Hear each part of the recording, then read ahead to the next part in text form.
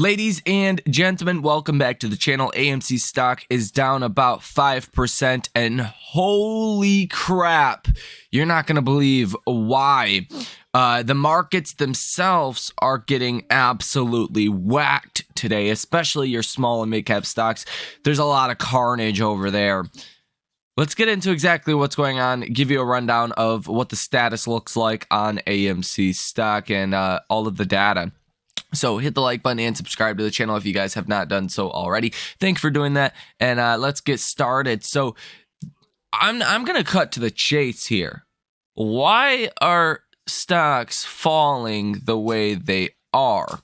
Now, this is very interesting because 10-year treasury yields are down about 7 basis points today. So it's a pretty big drop again for treasuries. You would expect small and mid-cap stocks would be doing well today. This is why Walmart shares slide as retailer gives a cautious outlook about consumer spending. The company beat fiscal third quarter earnings and revenue estimates. Revenue rose again on the strength of Walmart's grocery and e-commerce business. It's really what the CEO said. He says inflation has also waned, and for some categories, deflation has taken hold, a trend that could help Walmart shoppers but hurt the company's sales. Prices of some grocery items remain higher, but they have fallen for dairy, eggs, chicken, and seafood, CEO Doug McMillon said on the company's earnings call. He added that relief is coming for customers as they look for holiday gifts. General merchandise prices have continued to fall, setting up the company for a turnabout. Its sales have risen in part because shoppers have had to pay higher prices for many items during a period of inflation. Quote, in the US, we may be managing through a period of deflation in the months to come. And while that would put more unit pressure on us, we welcome it because it's better for our customers, he said.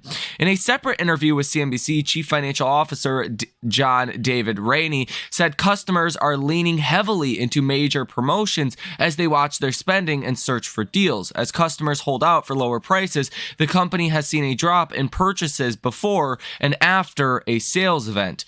Quote, our sales have been strong, or our events have been strong, he said. We've been pleased with those. Halloween was good overall, but in the last couple of weeks of October, there were certainly some trends in the business that made us pause and kind of rethink the health of the consumer. Come on, bro, give me a break. That is not good news. Holy crap. If anyone knows how the consumer is doing, it's a Walmart. Walmart employs the most employees out of any other company in the US, certainly, but I believe the world. So that's not good. Not good at all. This is very much suggesting recession is coming. Deflation could be coming. Now, deflation is so bad. Deflation is worse than inflation because deflation, if there's a price race to the bottom, let's say, that means, say for an example, let's say a TV is selling for $300, right? And say there's 1,000 employees that manufacture that TV.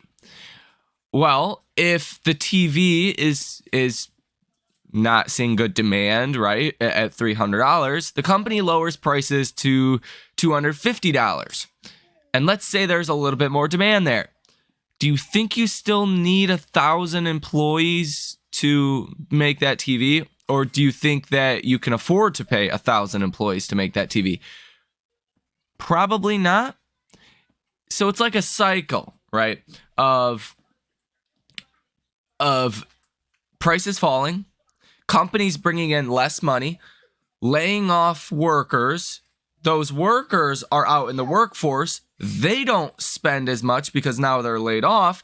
And it can be this whole circle around. If you're looking at the economy, that's bad. Lower prices, less people employed, less people buying things. That is deflation in a nutshell. And that's why the markets fear deflation a lot more than they fear inflation. And if you take a look at the Fed rate monitor tool here today, you can see the probability for rate cuts is actually increasing quite a bit today as well, following this Walmart data that I guess you could call it data, Walmart insight that we got today. Now, December 13th still sits at about a 100% chance of a continued pause. January 31st, 97.8% chance of a continued pause, 2.1% chance of a rate cut. March 20th, this is where things start to vary a little bit.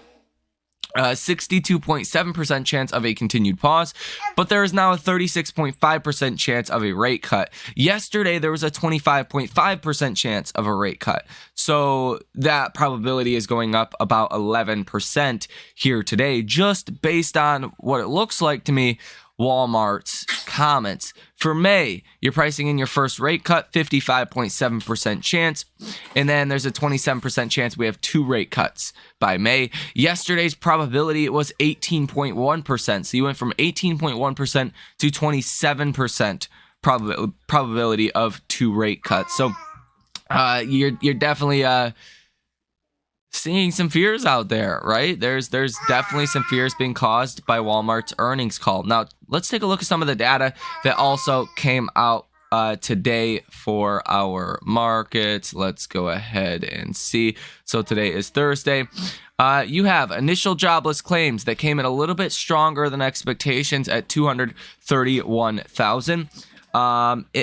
Export prices year over year down a little bit more than expectations at 4.9%. Import prices down about 2%. That does kind of support that narrative. Philly Fed business conditions came in at negative 2.1. Ouch. Philly Fed CapEx index came in at negative 1.3. Philly Fed employment at 0.8. Again, last month you were at 4. Philly Fed new orders came in at 1.3. Philly Fed prices paid came in at 14.8. So very weak data here. Very deflationary, as you could call it. Industrial production month over month fell by 0.6% in the negative. Expectation was negative 0.3. Industrial production year over year was negative 0.7, and you were expecting negative 0.5. Capacity utilization at 78.9%. That missed estimates as well. Lots of Fed speakers today. Fed composite index came in at negative 2.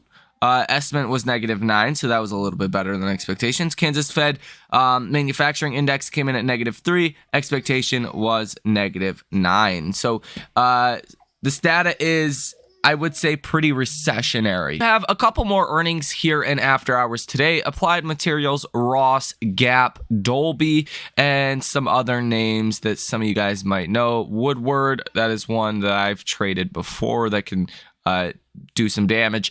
Beazer Homes, a couple other different sectors, but the big ones again are retail companies, Gap, Ross, and then Applied Materials. We definitely want to see any good signs for the consumer.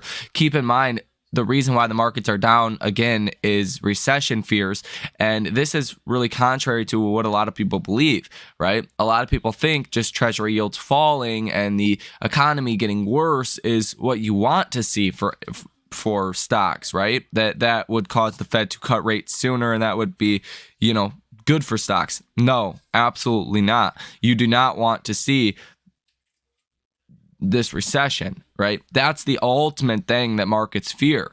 So yeah, when you're in that scenario like we are today, stocks are getting beaten up. Now let's take a look at the option activity here today for AMC Stock. 6 orders totaling about $400,000 with a positive order value of 12%.